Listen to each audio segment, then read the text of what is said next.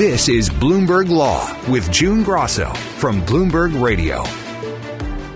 Why do you think Presidents Clinton, Bush, Obama have not used IEEPA to impose tariffs? It's one of the most important cases of the term, a test of presidential power, where President Trump's signature economic policy is at stake, and a decision against him could mean refunding of more than $100 billion. And after nearly 3 hours of oral arguments on Wednesday, it appears that Supreme Court justices across the ideological spectrum are skeptical that Trump has the legal authority to impose billions of dollars in tariffs. Chief Justice John Roberts and Justice Sonia Sotomayor said the tariffs are taxes, and the Constitution gives taxing power to Congress. It's a congressional power, not a presidential power to tax. And you want to say tariffs are not taxes, but that's exactly what they are. They're generating money from American citizens, revenue. The vehicle is imposition of taxes on Americans, and that has always been the core power of Congress. Trump is arguing that the International Emergency Economic Powers Act, or IEEPA, gives him virtually unlimited powers to impose tariffs by executive order. But as several justices pointed out, the word tariffs is nowhere to be found in that law. Here are the Chief Justice and Justice Ketanji Brown Jackson. Well, but the exercise of the power is to impose tariffs, right? And the statute doesn't use the word tariffs. Your argument suggests that we should see the word imposed, the phrase imposed tariffs, in that same series of things that the president could do. We don't see that word, and instead you take regulate and say that must mean that. No other president has tried to impose tariffs under IEEPA, and Justice Neil Gorsuch, a Trump appointee, expressed alarm at the idea that Congress could delegate such seemingly unlimited power to the president. So Congress, as a practical matter, can't get this power back once it's handed it over to the president. It's a one-way ratchet toward the gradual but continual accretion of power in the executive branch and away from the people's elected representative. All three lower courts that ruled on the issue found the tariffs to be unlawful. My guest is Timothy Brightbill, partner and co-chair of the international trade practice at Wiley Rein. Tim, tell us what's at stake in this case. This case involves the centerpiece of President Trump's economic agenda. It's the biggest trade case the Supreme Court has ever heard. And it goes straight to the key constitutional issue of who has the power to impose tariffs, the U.S. Congress or the president. President Trump says the law that he used, the International Emergency Economic Powers Act, gives him the power to regulate imports, and that includes the power to impose tariffs, including fentanyl tariffs on China, Canada, and Mexico, and reciprocal economic tariffs on almost all countries. Whereas the plaintiffs in this case say that Congress has that power and cannot delegate that power, and that IEEPA, which has never before been used to impose tariffs, does not include that power and authority. So that is what is at stake. And of course, the tariffs under IEEPA have led to collection of hundreds of billions of dollars of tariffs already. So it's very high economic stakes for the companies and industries that have paid those tariffs as well. There's always a textual analysis these days, and many of the justices were concerned that the text of the statute doesn't mention the word tariffs at all. Exactly. The argument focused quite heavily on this law used by President Trump, IEEPA, and whether that law, which gives the president the power to regulate imports, also includes the power to impose tariffs. That really dominated most of the hearing, and the justices asked very difficult questions on both sides. The administration said that the ability to impose tariffs is a core application of the ability to regulate imports. In a historical context, said that, of course, the power to regulate imports would be read to include tariffs because tariffs have been used throughout our country's history. On the other hand, several justices were skeptical of that, and the plaintiffs in this case said that when the delegation includes tariff authority, there is always specific language to that effect, and that there are always conditions and tests and agency decisions that have to go into that tariff power. So there was a good amount of the argument focused on those issues, and again, whether power to regulate imports includes the power to impose tariffs. And what did you think about the Solicitor General's argument that the Trading with the Enemy Act of 1917 gives the president authority to impose these tariffs? The Solicitor General argued, yes, that the Trading with the Enemy Act was used to impose tariffs in a prior situation by President Nixon, and that there's no reason to think that anything had changed when IEEPA had passed. On the other hand, the plaintiffs had a response to that in terms of the fact, again, that when tariffs are involved, there are always conditions on their use, there are always specific procedures, and also the fact that the reality is that no other president in 50 years has used IEEPA to impose tariffs. The major questions doctrine came up several times during the arguments. It basically says that when the executive branch takes an action with major political or economic significance, Congress has to have expressly authorized it. And the Chief Justice made it fairly clear that he thought the major questions doctrine applies here. Yes, so the question here is, does the major questions doctrine require a clear statement in IEEPA that it includes the power to impose tariffs? And this court has not hesitated to start using that doctrine more broadly. But I think you're right that the justices had some concerns about pursuing it in this venue. And again, the question comes to, is the power to tariff implied in the power to regulate imports? Or if it's not, was this a question that Congress was required to state clearly that tariffs were a part of what was envisioned by the new law? The conservatives use the major questions doctrine to block several of President Biden's initiatives, like his student loan forgiveness program.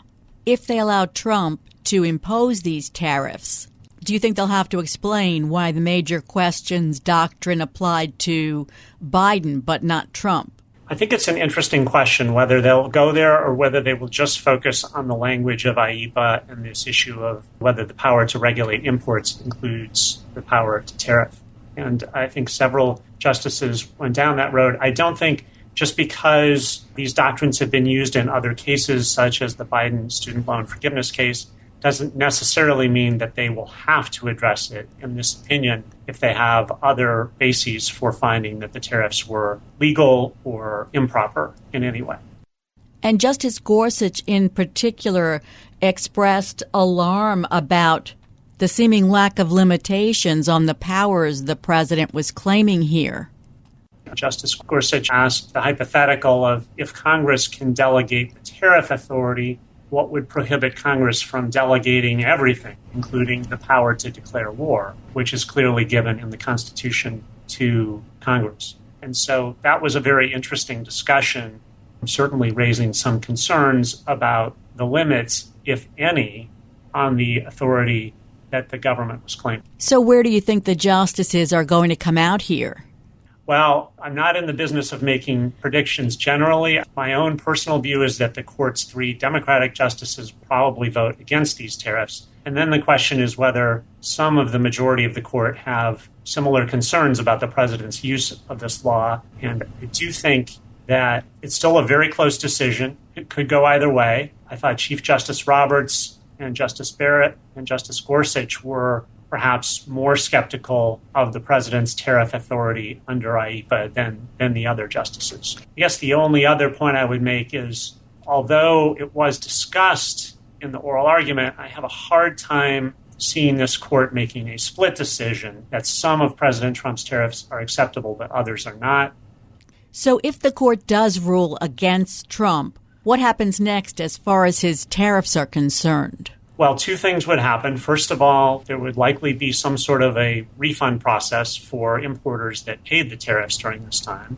And there is some precedent for that before that was discussed during the oral argument, a situation where the court struck down a harbor maintenance tax And there was basically a process where companies could file claims for the amount of the tax that they paid. So Justice Barrett was concerned that this could be a mess and could be very unwieldy. I guess the more important point is, what will the president do going forward? And I think it's clear that tariffs are still a cornerstone of this administration's economic policy. And if the court says that the president cannot use IEEPA, the president will likely pivot to one of several other trade tools that are available. And the court mentioned many of these, including Section 122, Section 232, the national security law, which the administration has already made quite a bit of use of in this administration, Section 301, and so forth.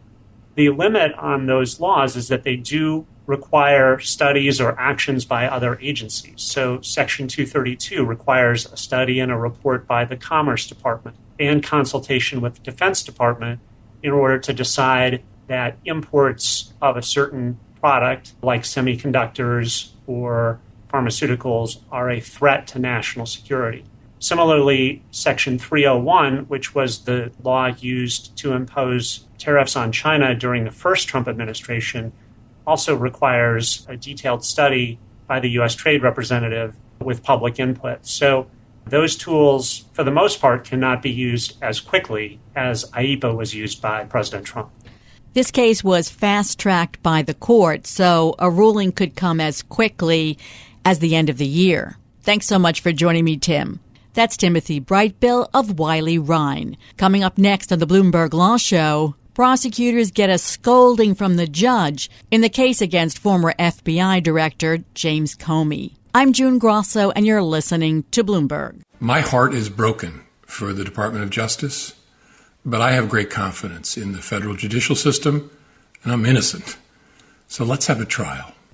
But will the criminal case against former FBI Director James Comey even get to trial? Comey has pleaded not guilty to the charges of lying to Congress in 2020, and his defense has filed several motions to get the case dismissed before trial.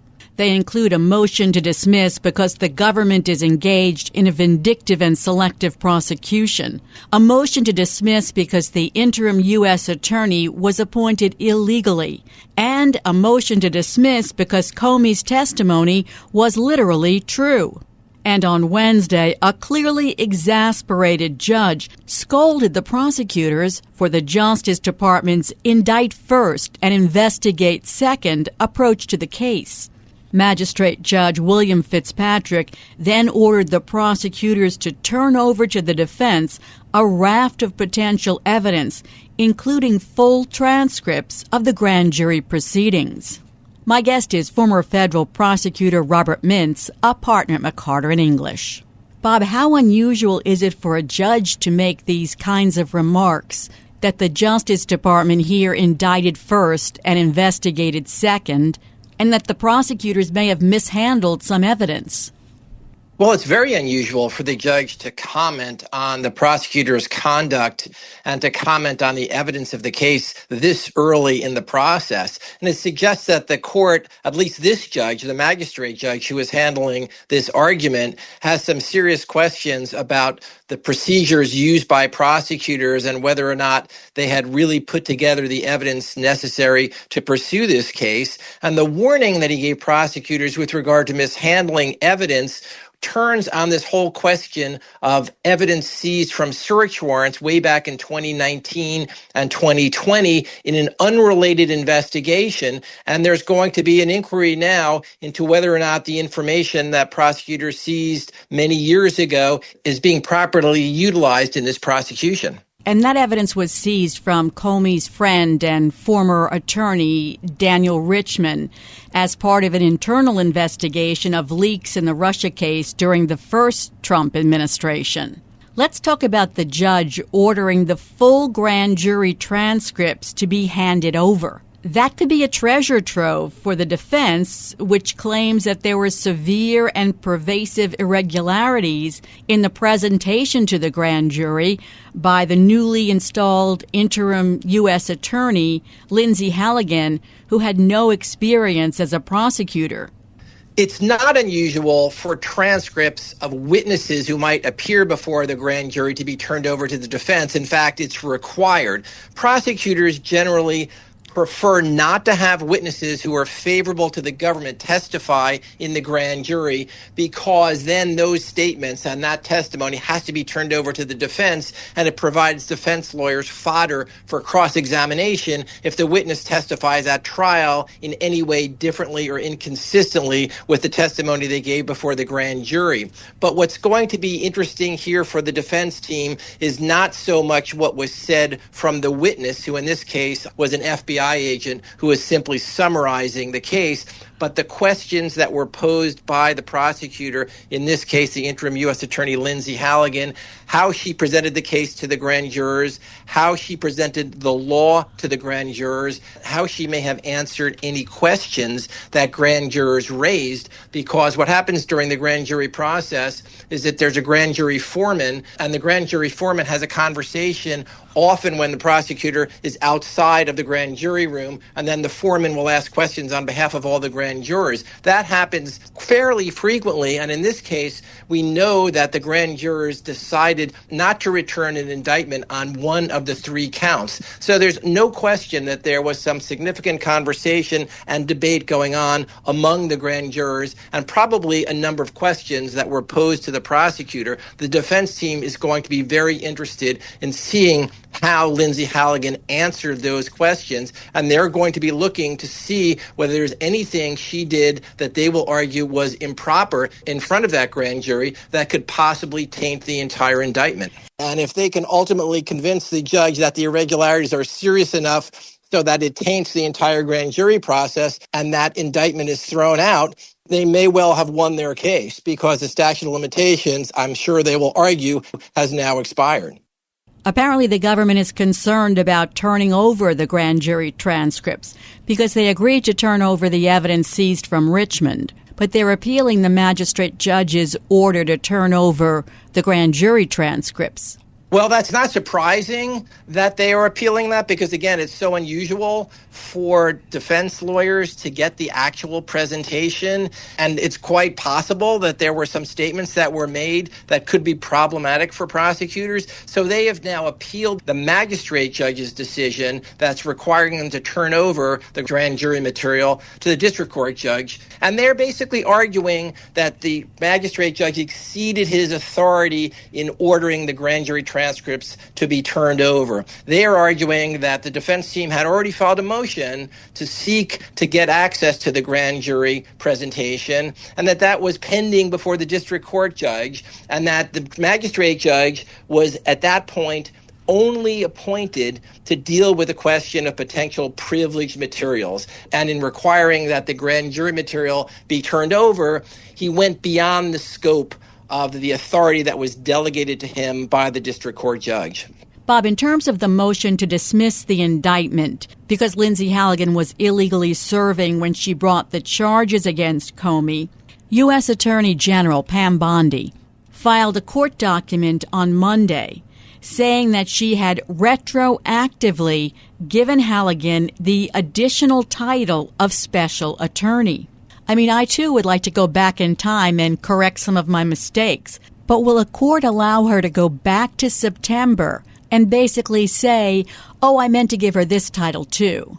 I think the argument by the Attorney General that she can retroactively give Eastern Virginia's top prosecutor an extra title in order to try to defend against the claims that Halligan was improperly appointed is probably not going to gain a lot of traction with the courts. Typically, the courts will look at the facts at the time and whether or not the appointment was proper under the rules, under the regulations, under the statutes at the time of the appointment. And I think it's an uphill battle to argue that even if there was a deficiency, then that can be remedied retroactively by an appointment. In one of the motions to dismiss, the defense claims the indictment is hopelessly vague and defective on its face, that Senator Ted Cruz's questions to Comey were fundamentally ambiguous, and that Comey's response was literally true. Let's listen to the exchange between Cruz and Comey. What Mr. McCabe is saying and what you testified to this committee cannot both be true. One or the other is false. Who's telling the truth? I can only speak to my testimony. I stand by what the testimony you summarized that I gave in May of 2017. So the defense wants the prosecution to tell them which of Comey's statements are you claiming were false? Yeah, and that's exactly why false statement prosecutions are extremely difficult, because you have to parse through exactly what was the question and what was the answer and demonstrate that at the time the answer was given, it was not only false, but it was intentionally false, and that it was false about something that was material. So in this case, the prosecution is based on a hearing before the Senate Judiciary Committee on September 30th, 2020. And at that hearing, Senator Ted Cruz asked Mr. Comey whether he had authorized someone at the FBI to be an anonymous source in news reports. The indictment says that Mr. Comey misled the committee by saying that he had not done so. Now, Comey's lawyers have attacked that indictment by saying that the questioning by Mr. Cruz was vague and imprecise. And they point out that at the time that Senator Cruz was questioning Mr. Comey about whether he had authorized anybody to leak information, that Senator Cruz was referring to Andrew McCabe, who once served as Mr. Comey's deputy at the FBI, and was not referring to Daniel Richman, who had been a former FBI employee and later became the attorney for James Comey. So they're arguing that the indictment is defective on its face, because in order to prove that Mr. Comey lied, you have to show that there was a clear question and that he gave a clearly false, a knowingly false answer to it, and that he had an intention to mislead the committee, and that the information he provided that was false was material, and that this somehow obstructed the relevant congressional proceeding. They say that that information is not contained in the indictment, and one of their motions is a requirement that the government provide that information. So what you have here basically is an argument that the indictment is defective on its face. So in other words, it's not an argument that the government has its facts wrong, because a factual dispute is something that has to be resolved by a jury at trial. They are arguing that this is a decision that really needs to be made by the judge, because on its face, the government is unable to prove the charges. The allegations in the indictment simply are not enough to sustain a valid conviction. And that's why they're filing this whole slew of arguments to try to get this case dismissed before it ever goes to trial. And prosecutors would not be able to bring the charges again because the statute of limitations has run out. And supposedly that's why the indictment was rushed through. Comey's indictment came just 5 days after President Trump had demanded on Truth Social that Attorney General Pam Bondi bring charges against Comey, New York Attorney General Letitia James, and Senator Adam Schiff. So legal experts were talking about a selective and vindictive prosecution motion even before the defense made that motion in the case. Comey's motion papers include a 60-page long list of links that detail Trump's negative comments about him over the years. How strong is their vindictive prosecution motion? I know it's very hard to get a case dismissed on those grounds. That's exactly right. I mean, motions for vindictive prosecution are exceedingly hard to win. They require defendants to prove that prosecutors have displayed animus towards them while they were seeking to exercise their rights, and that the charges never would have been brought except for that animus. Now, prosecutors have argued in response that the comments made by President Trump to prosecute Mr. Comey were only suggesting that if Mr. Comey committed a crime, that they ought to prosecute him, and that he was not directing the Department of Justice to prosecute Mr. Comey regardless of whether or not a crime was committed. We'll have to see how the judge handles that at the end of the day. But the vindictive prosecution standard is fairly high, and that may be a difficult argument for the defense to prevail on. We'll see how it goes at the hearings next week. Thanks for a great conversation, Bob. That's former federal prosecutor Robert Mintz of McCarter English. Coming up next on the Bloomberg Law Show, Michael Jordan's racing team scores a key victory in court in its antitrust lawsuit against NASCAR. I'm June Grasso, and you're listening to Bloomberg. Look, I've been a fan of the game for a long period of time, and when we first started this whole process, I've always said that I want to fight for the betterment of the sport.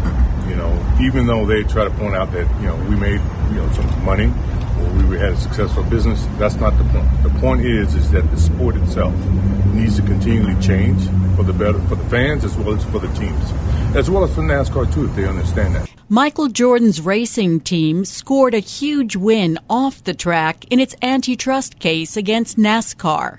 Jordan's 2311 racing team and Front Row Motorsports claim that NASCAR acts like an illegal monopoly in a dispute that centers on new charter agreements which both teams refused to sign.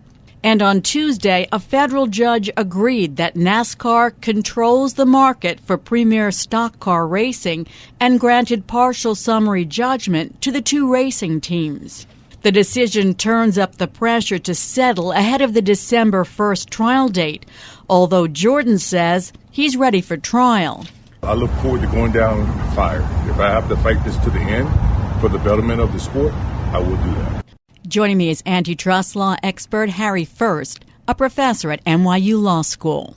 Harry, explain Michael Jordan's antitrust case against NASCAR. This is a tussle between the family that has controlled NASCAR and, I guess, stock car racing for many years. Almost uniquely in sports, most sports are controlled by groups of team owners, but this is one that's only controlled by one family, this France family. I guess it's had its ups and downs, but it's pretty up now. They're sort of the only real game in town for the top line cup racing. There have basically been arguments between the owners of these racing teams and the Frances over who's going to sort of split the money, particularly broadcast revenue, I think. They both need each other. Race car owners need tracks to race on, and NASCAR, has made itself through a series of moves, acquisitions, and so forth as basically the only place where you can have these high-level races. And of course, you've got to have the race cars racing, or else you've got nothing to show. So they both need each other. But apparently the racing teams have not been hugely profitable, unlike other sports. It's very expensive to maintain these, according to the litigation anyway. And the Frances, so the plaintiffs say, the plaintiffs being two of these teams and one being this 2311 Racing, which is Michael Jordan's. The plaintiffs say that the Frances take most of the revenue, particularly the broadcast revenue, and we're not getting enough. The Frances say, well, you don't like it, take it or leave it. And that's when the litigation particularly broke out. It sounds like antitrust to me, but... Sounds like, right, yeah. Sounds like it, is it? So this partial summary judgment was about the relevant market, which we've talked about before is key to antitrust. Right. So the litigation's had a little back and forth. The district court judge seems pretty well disposed to the plaintiff's claims, at one point issuing this injunction requiring NASCAR to admit the two teams into the, I guess it was the 2024 circuit. And the Court of Appeals knocked that down for various reasons. So the district court judge granted the plaintiff's motion for partial summary judgment. I mean, some of the important issues are now out of the case. And particularly, as you mentioned, this contentious issue over what's the relevant market. Is it just this NASCAR premier racing market? Does it include, other kinds of stock car racing? There are other tiers. Does it include other motorsports? The game in antitrust, if you're a defendant, is to constantly include different kinds of substitutes of what people would watch. But here, the market is a labor market that they're arguing about. And the question is, what are the choices available for these race car drivers who are selling their services? And this is basically it. So it looked like a pretty strong claim on market definition, but proving market definition is expensive, requires lots of experts. And this is before you get to the jury, the summary judgment stage. But a lot of the record's been developed. And the district court judge sort of took an interesting turn on this. He said, well, if there's a dispute of fact, which there always is in market definition, I think it's really broad, while you could have lots of race car drivers or lots of choices that the race car drivers have. I think it's really narrow, say the plaintiffs. So lots of things to argue in front of a jury. But the judge says, guess what?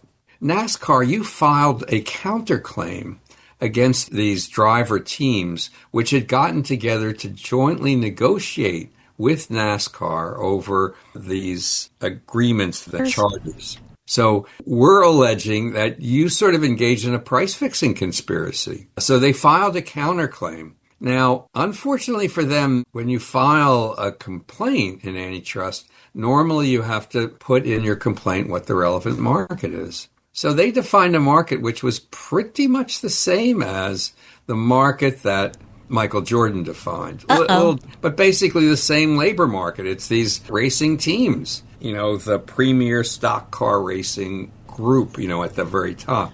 So they basically define the same market. So the judge says, sorry, you've already admitted it. And, we hold that you've made this admission. That's your admission. So we're done. And you're done. And we don't have to try this issue. I'm sure that defendants and their lawyers were not all that happy with that. And, I think it's pretty supportable on appeal. And there would have been ways to handle the complaint that didn't fall into this trap. But they were sort of too clever by half. It was a very clever counterclaim, but there was no requirement that they even needed to file it. Is this sort of the ball game then? Well, it's not quite the ball game. So the judge also did something else, and not just the market definition, but you have to have monopoly power, or in this case, monopsony power as the sole buyer. And there have to be high barriers to entry, hard to get into this market. And the judge found on all of those things. They've had this position for years and years as the sole buyer. It's very hard to have a competing league. It's hard to even start your own racing team. They had estimates on that in the record. So the judge said, no, you've got this high entry barriers, very hard to enter. There are really no substitutes. There aren't other teams out there to race. So on the having monopoly or monopsony power in a relevant market is now out of the case. But that still leaves the question, really two questions. One is they have to engage in some anti-competitive conduct that maintains their monopoly position. And that's still going to go to trial. And that involves, maybe their acquisitions of these other tracks, which they did. There were some exclusive agreements. There's this agreement that if you sign an agreement, you waive your antitrust claims. All of those will go together into a trial. And then there's the question of damages. And that's going to be interesting because, the plaintiffs want more money. That's what plaintiffs always want. They say, you took too much, I didn't get enough. But they have to show what the competitive rate would be for these teams. And, that's going to be a battle of their economists. So there's still a distance to go. Maybe we'll never get there and the parties are now going to settle. I don't know. But this, I think, was a pretty big win for the plaintiffs. They've had mediation sessions and private negotiations, which obviously haven't worked. But after the last court hearing, Michael Jordan said settlement has always been on the table. And the pressure is on when the trial date is coming up soon. And it seems to me what they're really arguing over is how do we split the pot so that the teams have enough money to invest in these fast cars and, all the things we need to do. And, at the end of the day, perhaps unfortunately for consumers, there's not going to be another circuit because these are private plaintiffs pursuing this. So the goal is not to split up NASCAR, so there are competing circuits, and you'd have real competition in this kind of racing. This is not Michael Jordan's goal. It's not the goal of private parties. The goal is to basically split the monopoly profits differently. So they'll likely benefit, consumers, I don't know, maybe not so much. If I'm the defendant, I don't want to be in a courtroom sitting opposite Michael Jordan with his star power. I mean, you know how juries are mesmerized by stars. No, so asking for damages in a jury trial is a good move, particularly these days. I mean, juries have come in with some pretty big verdicts in these big cases against major defendants. Google is one example. So, defendants have never liked jury trials. Let's put it that way. Yes, defendants do always seem to prefer a bench trial. Before I let you go, Harry, I just want to get your take on the bidding war between Pfizer and Novo Nordisk over the obesity drug startup Metsera, which has some antitrust implications. Pfizer had initially agreed to buy Metsera for $4.9 billion in September and then let the bidding begin. The reports now are that Pfizer has matched Novo's $10 billion bid. This is an old-fashioned bidding war. I keep saying to people this is obviously a really fat market for profits. So the global market for weight loss drugs is now figured at about $72 billion, and in another 5 years projected to be about $140 billion. I mean, this is huge money. This is sort of a fun fight, I guess, particularly if you're a shareholder of Metsera. What I love is the revenues of Metsera for this year have been zero. They don't have a product. Their weight loss drug is now entering phase 3 clinical trials, which many but not all drugs get through successfully. So everyone's betting that this will go through successfully, but it's not out yet, and it hasn't been approved yet by the Food and Drug Administration. But Pfizer doesn't have a weight loss drug, and Novo Nordisk is having a lot of financial problems, even though they probably have about 50% of the market with Ozempic and Wegovy, Lilly having the rest. You know, this is a market, it's not 100% monopolized like NASCAR, but maybe larger implications for health and money than NASCAR's. And the tactics that are being used are really quite interesting because Pfizer is not only arguing that Novo Nordisk's, at least at the time, higher bid couldn't and shouldn't be accepted, and so in violation of their agreement that they had, they've also filed a preemptive antitrust case against Novo Nordisk and Metsera, alleging that their agreement, this merger agreement, is illegal.